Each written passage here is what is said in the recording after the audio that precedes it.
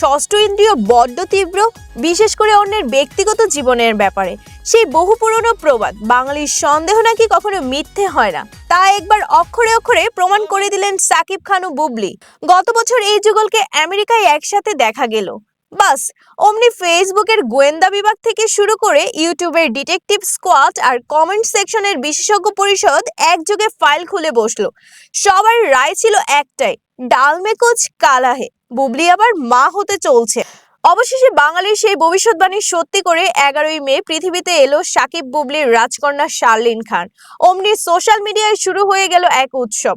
তবে বিনোদনের আসল খেলা জমে উঠেছে অন্য জায়গায়। নতুন অতিথি আসার খুশিতে মিষ্টি বিতরণের বদলে নেটিজনরা মেতে উঠেছে এক অদ্ভুত ফুটবল ম্যাচে।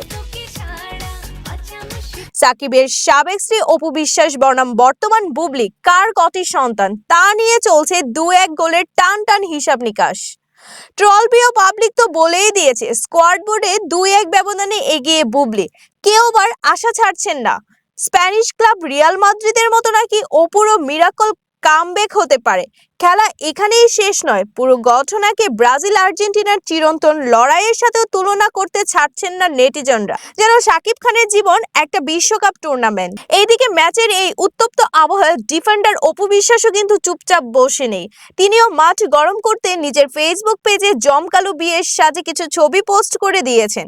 ক্যাপশনে আবার লিখেছেন, ভারী আভিজাত্যপূর্ণ এক বাণী, সৌন্দর্য লুকিয়ে থাকে সরলতায় আর আভিজাত্য থাকে ব্যক্তিত্বে। যেন বুবলিকে পরোক্ষভাবে একটা অফসাইড ট্র্যাপে ফেলে দিলেন। বিথিরানী মণ্ডল, প্রাইম টিভি, ডেস্ক রিপোর্ট।